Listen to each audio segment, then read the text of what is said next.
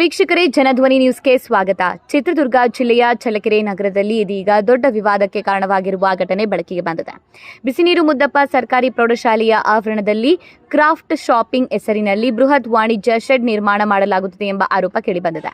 ಆಶ್ಚರ್ಯಕರ ವಿಷಯ ಏನೆಂದರೆ, ಇದು ಹೊಸ ವಿಷಯವಲ್ಲ. ಕಳೆದ ವರ್ಷವೂ ಇದೇ ರೀತಿಯಾಗಿ ವಾಣಿಜ್ಯ ಶೆಡ್ ನಿರ್ಮಾಣ ಮಾಡಲಾಗಿತ್ತು. ಈ ವರ್ಷವೂ ಮತ್ತೆ ಅದೇ ಕಾರ್ಯ ಪುನರ್ವರ್ತನೆ. ಪ್ರಶ್ನೆಗಳು ಈಗ ಇನ್ನಷ್ಟು ಗಂಭೀರವಾಗಿವೆ.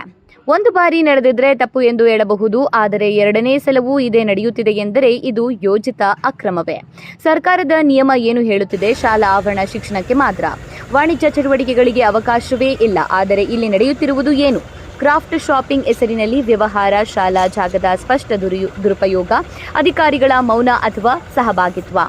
ಜನರ ನೇರ ಪ್ರಶ್ನೆ ಇದಾಗಿದೆ: ಯಾರು ಅನುಮತಿ ನೀಡಿದ್ದಾರೆ ಈ ಶೆಡ್ ನಿರ್ಮಾಣಕ್ಕೆ? ಯಾವ ಅಧಿಕಾರಿಗಳು ಇದಕ್ಕೆ ಹೊಣೆಗಾರರು? ಈ ವ್ಯವಹಾರದ ಹಣ ಯಾರಿಗೆ ಹೋಗುತ್ತಿದೆ?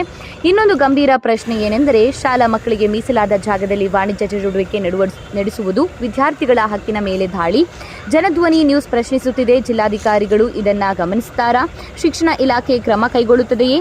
ಅಥವಾ ವರ್ಷಕ್ಕೊಮ್ಮೆ ನಡೆಯುವ ಈ ಅಕ್ರಮ ಮುಂದುವರಿಯುತ್ತಿದೆಯಾ? ಚಳ್ಳಕೆರೆ ಜನರ ಎಚ್ಚರಿಕೆ ವಿಚಾರ ಇದಾಗಿದೆ. ಶಾಲೆಗಳನ್ನು ಮಾರುಕಟ್ಟೆ ಮಾಡುವುದನ್ನು ನಿಲ್ಲಿಸಿ, ಅಕ್ರಮ ಶೆಡ್ಗಳನ್ನು ತಕ್ಷಣ ತೆರವುಗೊಳಿಸಿ.